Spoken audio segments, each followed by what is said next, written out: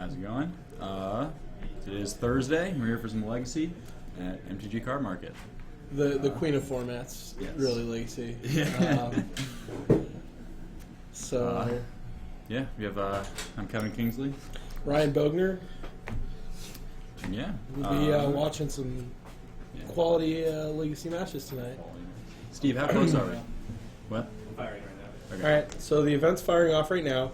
We'll get at least one match in every round, Yeah. and we'll try to Get as grab many some as- more many as matches possible. when they don't go to time. So, Legacy is one of my favorite formats. I just played in GP Seattle. You played there? No, I you didn't. did not. You Yeah. didn't go. I played Shardless Bug to a 12-3 finish there. Good enough for 35th Respectable. place. Yeah. So, turns out that these GPs are getting a little bigger than they used to be. But, it's been fun. That used to be like a top 8 record, right? Yes. you don't say.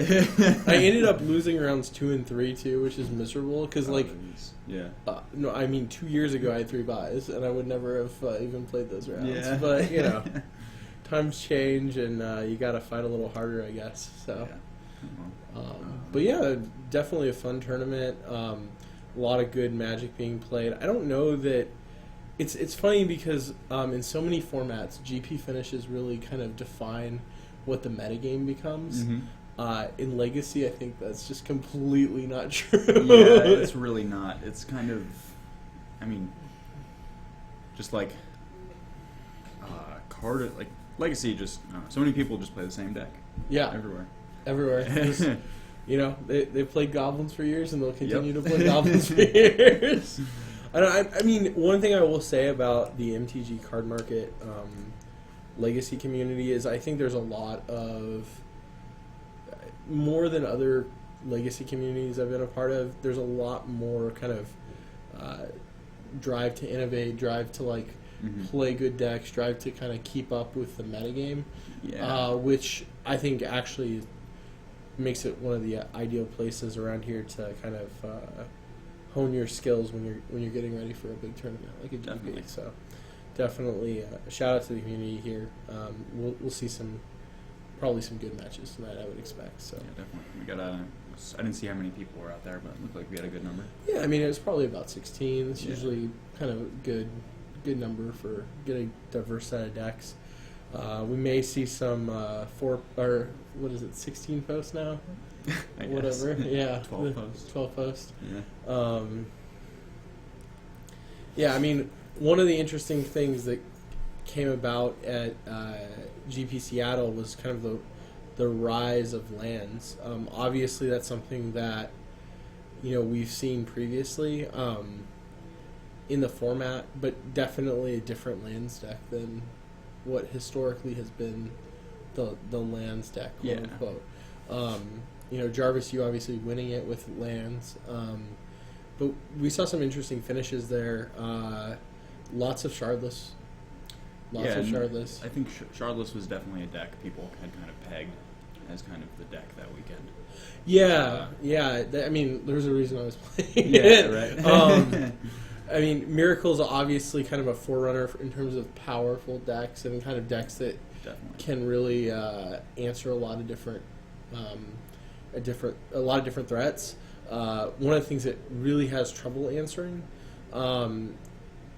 is Abrupt Decay, obviously. Mm-hmm. And so definitely wanted to play a deck with Abrupt Decay in it.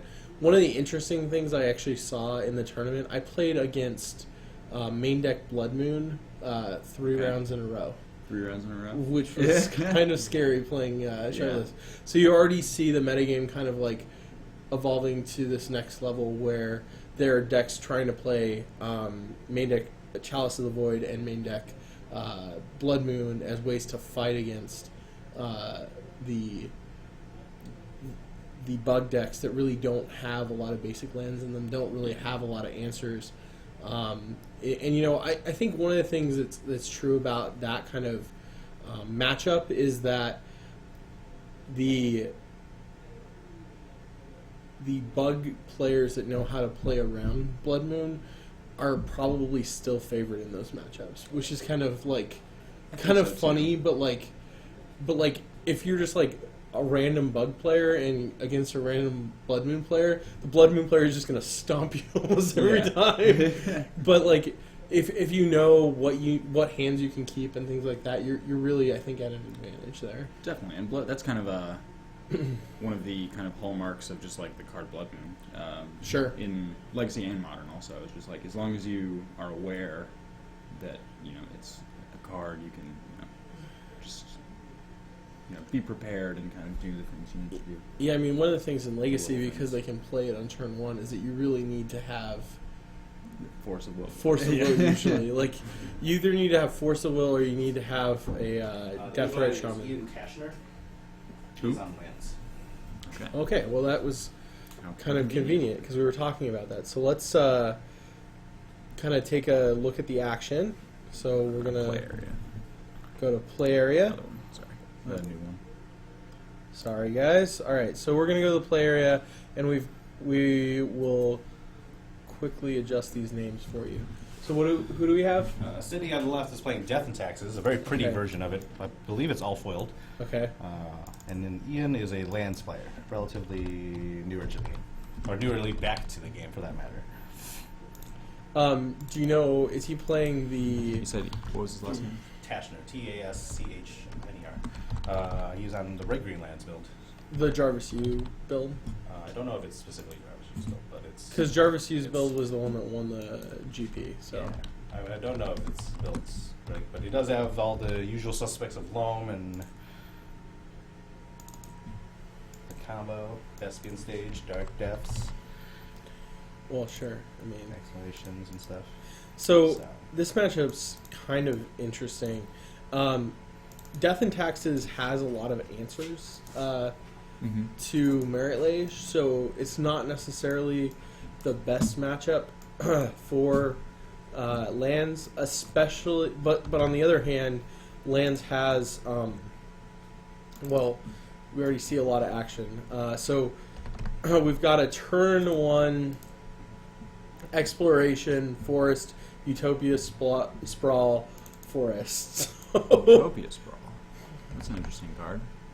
Not something I see very often in these decks. This does not seem like lands to me, so I'm not sure that... It could, I mean... it could be. Could be.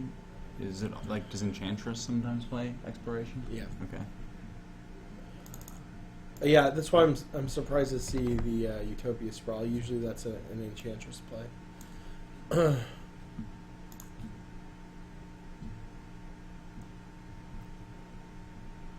Okay. Okay, so Lonely Sandbar says he's playing Enchantress. All right, so okay. we were sold that this was going to be lands. Apparently Enchantress, as I kind of pointed out. But we've got a Mother of Runes turn 1 for Sydney. This is a whole different matchup, I guess. This is very, very bad for the Death and Taxes player. Yes. Almost unwinnable. So we will get to see Ian kind of just like... just kind of do his thing, right? Do his thing, really yeah. Not So we're so going to much. get Grothian Enchantress, and I think this spells kind of the end of Sydney's... Sydney's Magic playing, unfortunately. Pull it up on the screen. So our Gothian Enchantress basically has Hexproof, first of all, importantly, and allows the Enchantress player to draw a card every time they play an enchantment.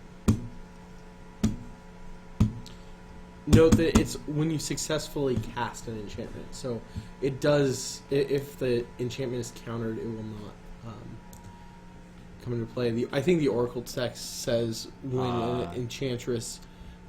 Oh, it is whenever when you cast cast an it? enchantment Okay. spell. So that's important. Yeah. Yeah, so...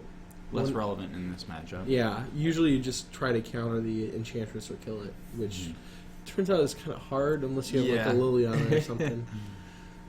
Okay, so we've got a port. He's going to port down the Utopia Sprawl in a desperate attempt to do anything, but it's not necessarily the best situation for Sydney here.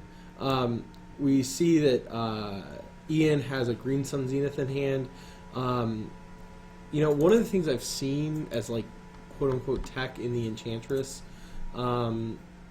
decks nowadays is the 4-mana 2/2 Eidolon of Blossoms. Eidolon of Blossoms. Yeah. Yep. Yeah, I've seen Simon Camera has been playing one of those, I think. I mean, I think it's reasonable. Okay, so we're gonna go probably for another Argothian Enchantress. I would expect. Death and Taxes really doesn't have a lot that can threaten. Yeah, and Threaten the they're really like at this point, like Sydney just can't present a fast enough clock to. That's correct. I mean, like maybe if he plays Mirror Crusader here, like that's like a possible play. If he even has Mirror Crusader in his deck, I think. I don't know if Sydney does, but I know he's playing Wing Mirrors. I mean, Greg Schaefer definitely is playing the Mirror Crusader package, which I actually really like. It's very good against the bug deck, and it's something that really can work well. So we're gonna see probably some action here, maybe, or we're just gonna tap some lands. Hey, how's it going, TX Rager? All right, so we play Eidolon of Blossoms. So we're gonna draw so many cards. That's 3 cards, right? Yeah, it cycles. 1, 2, 3.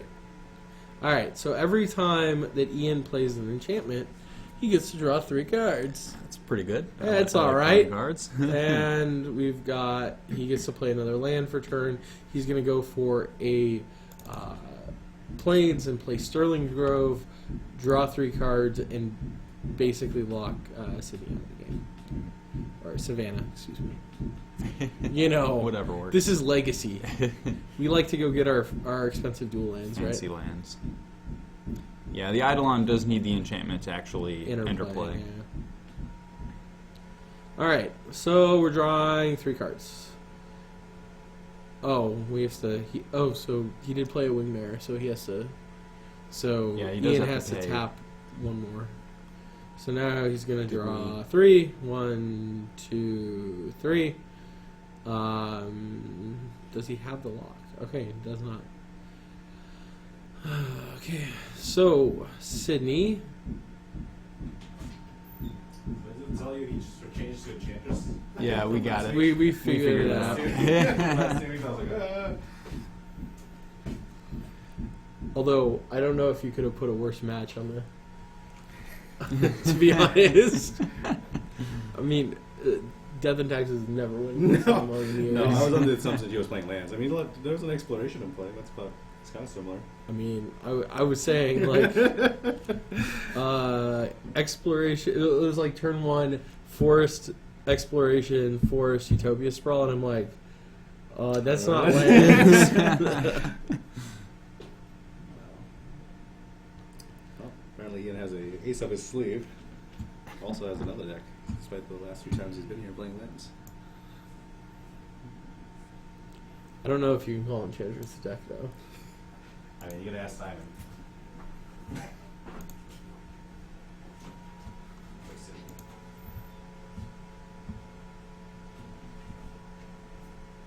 Alright.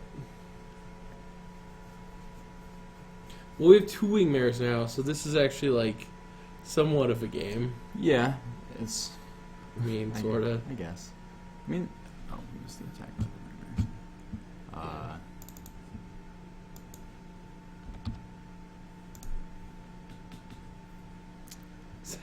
What is that? I don't even know what the card is.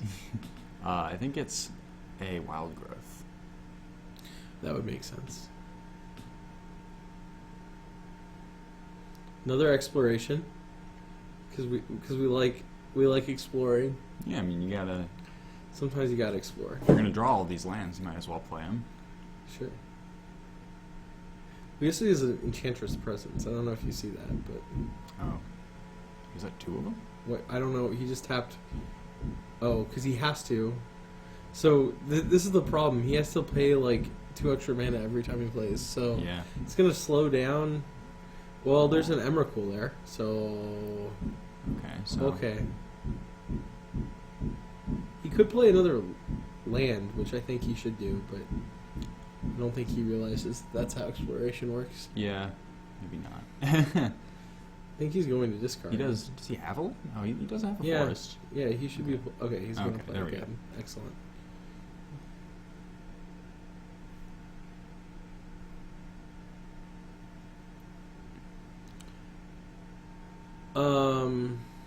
I don't know.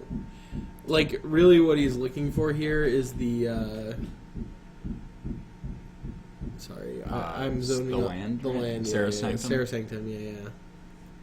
I have one of those. I don't even know why I blanked on that. I cracked it in a pack.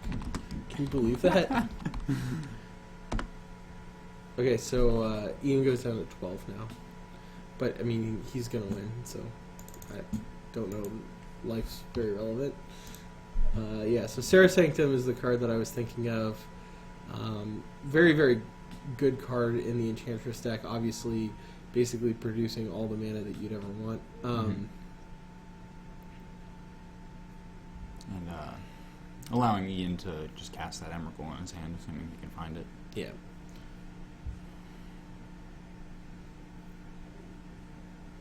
Although Sydney does have 2 ports going. So, like, conceivably, Sydney could win here. Like, it's actually pretty funny because He's got a lot of power in the air. yeah. So, I mean, this is a 2-turn clock. So he's going to actually tap down Utopia Sprawl. Utopia Sprawled Land. But, like, yeah, I don't know. Yeah, and like, He's got a Seer of Safety. I feel like. I don't think there's any way. I mean, he 2, 3, 4, 5, 6, 7.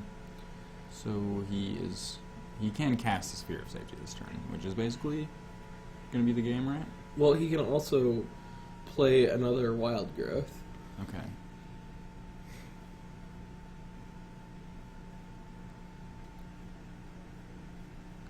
He's asking for the cycle. There is Is a. there a red one?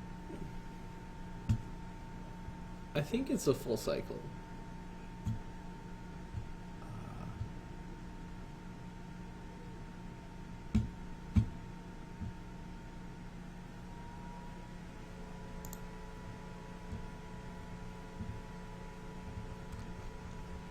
We're gonna go look for you, Calgar. While we wait for Enchantress to win.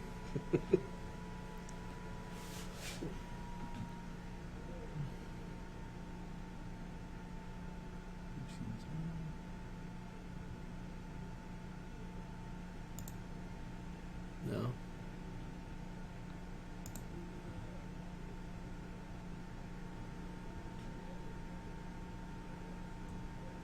Would be rare, I believe. Rare land. Rare legendary land. The Phyrexian Tower is one. Yeah, Phyrexian Tower. I guess it has to be. I mean, this is the only other one, I I think. guess so. Well, this is horrible. Yeah. No wonder no one knows what it is. Not as good. Black is the Phyrexian Tower. Can you pull that out? Pull that one out. So Phyrexian Tower allows you to sack a creature and add 2 black mana, which is fine. It's actually good in some EDH decks. Mm-hmm.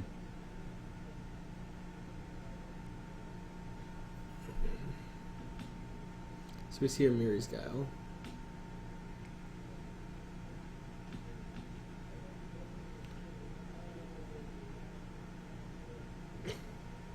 More lands! All the lands!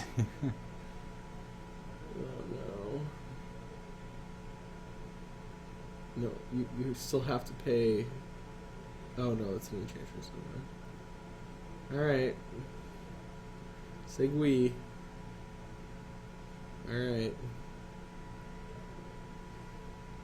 I mean, yeah, it doesn't really matter.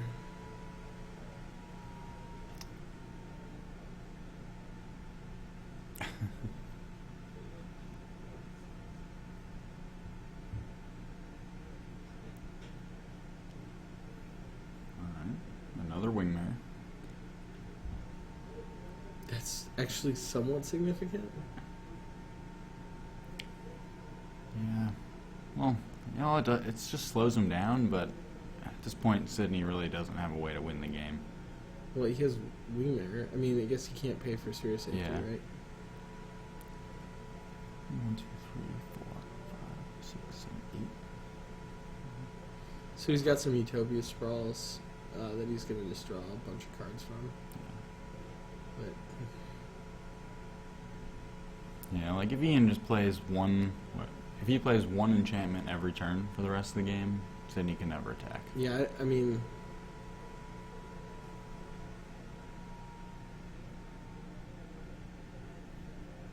well, yeah, I mean, Well, the issue is, so is that Captain QC? yeah.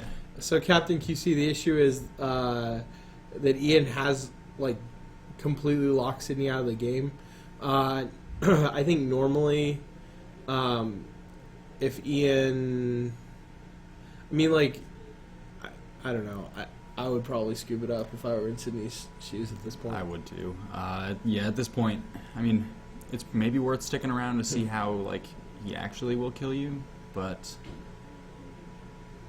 Nah. I don't know. I feel like You know doesn't that really it's matter. either like Like one of like 3 win conditions that are all basically equivalent. yeah, So, you can't. Yeah, you just can't interact with any of them at this point. yeah.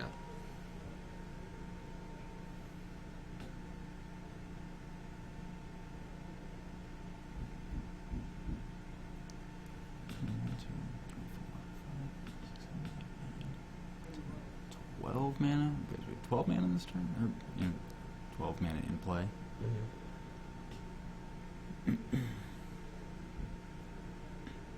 So he's tapping down everything.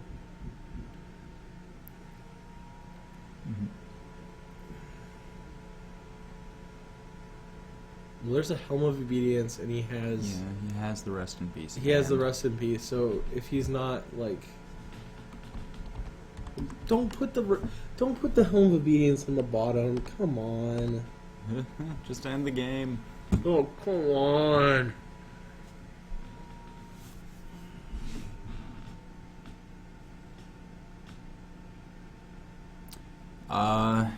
At this point, I don't think many Death and Taxes players are even running Mangara. Like, I think that card is There, kind of- Schaefer's still running 1 or 2, I think. Okay. But I mean, the likelihood that he still can't. Yeah, He can't can't do win. anything. It's locked. Okay. I mean, I think if Ian showed Sydney Rest in Peace, Helm of Obedience, Sydney would just scoop it up. But Yeah. I don't. It's a little, yeah. Why don't you just? Never mind. I'm not even gonna go there. Because if you play the Utopia Sprawl there, then you're able to psych Yeah. up some more cards and And you just have more mana. Like he has.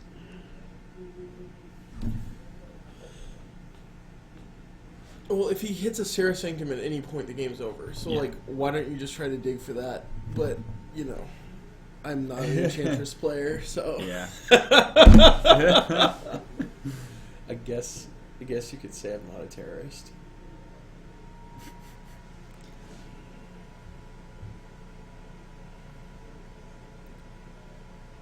Alright, well, as we see Ian continue to have fun and Sydney continue to... Well, Okay. there's a Sarah Sanctum, so for the love of God, let's just end this game. Alright, Sarah Sanctum, make all the mana, make an Emrakul. Oh, I win! God, it'd be so good if Sydney just, rips the Caracas and just, bounces the Emrakul. He almost has enough power to kill the Emrakul. Yeah. I'm just kidding, not really. No, not really, but It takes a lot of power to kill an Emrakul. But he can block it. He can. Looks like he can block it twice. No, Yeah. because he has the Mother of Runes. Oh, I guess you can't do Yeah, it's colorless. colorless. Yeah. Okay. So just you have the other win condition in hand. Yeah. Oh, this is great.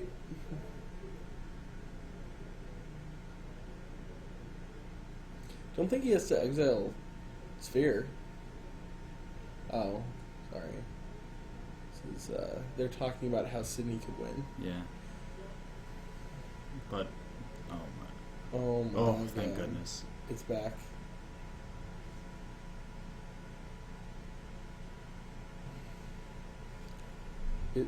What happened? Did Sydney just Sydney might have a judge question.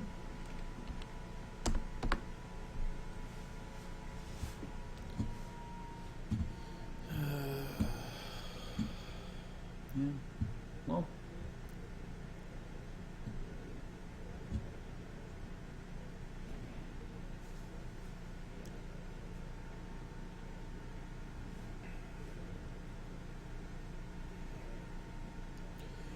All right. Well, we have Death and Taxes with what seems to be a fairly impressive board.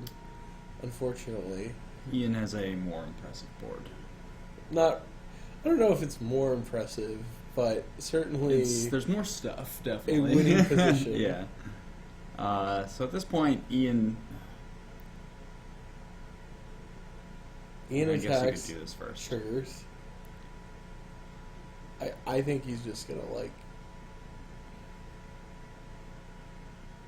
sack the flagstones. That's why you have it in your deck. Yes, excellent. So good.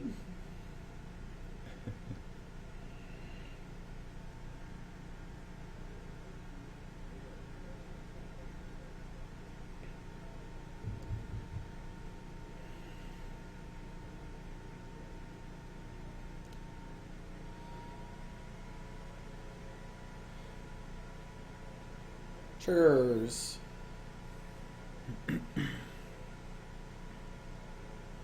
So he has a Caracas. Does he have...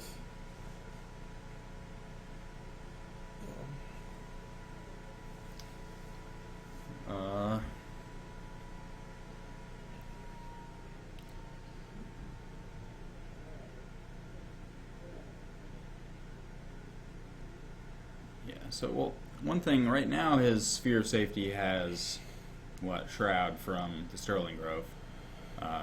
So it would take him some time to actually, exile things. Well, he can but- exile Emrakul. Yeah. I But- mean, that's relevant. Well, Except it's only that he relevant if has- Ian does not cast his Helm of Obedience. Yeah. Hooray! We're gonna end the game! Emrakul just basically a turnabout this game. I mean, yeah. All You're right. dead. You're dead, Sydney. You're Well, dead, man. A game that has been over for a while, but we can now Was finally eventually go on to the actually next over. one. I'm tempted to go try to find a new match. We can't. I know. I do want to. Enchantress is not one of my favorites, if you haven't. Yeah, Can't it's, tell. it's. It's just like, I think the only people who love Enchantress are the ones who play it. I actually like Enchantress in terms of like the interactions and what they're doing. Yeah. I think it's terrible to watch, and personally, I would never play it because it's so matchup dependent. It really is. Because like you're either gonna crush your opponent regardless of how bad you play, or you're gonna like just completely lose regardless of how good you play. Yes. And like it's over before you sit down. And I feel like that's true of like Belcher, it's true of Enchantress. I mean, it's not, I don't think it's true of There's- Storm. I think Yeah. Storm, like, you have a lot of play. like there are decks that are like of this variety that are like very linear, have a very like set game plan, but skill and preparation help you quite a bit. I just don't think Enchantress is one of those. No, yeah, there's definitely a scale as far as like, uninteractivity goes, and like Enchantress is like way far on the not trying to interact But like at all. I'm okay with uninteractive. Like I just listed off like a bunch of decks that aren't really interactive. Or okay, but it's like that's it's not the uninteractive part. It's the issue I have is that it doesn't reward skill because it's completely matchup dependent. Mm-hmm. And like Legacy is like that to a certain extent, but there are a lot of decks where they're just like they're like maybe 53-47 against the room, Mm-hmm. and you're just like you make up that like very average like percentage against everyone by just outplaying other people. And I think that to me is the kind of deck I want to play in Legacy. Yeah, I agree. And yeah, that definitely decks that reward skill are definitely decks that we see a lot of people gravitate towards. Yeah. They just, the more opportunities you have to outplay your opponent rewards people who are better players. Mm-hmm.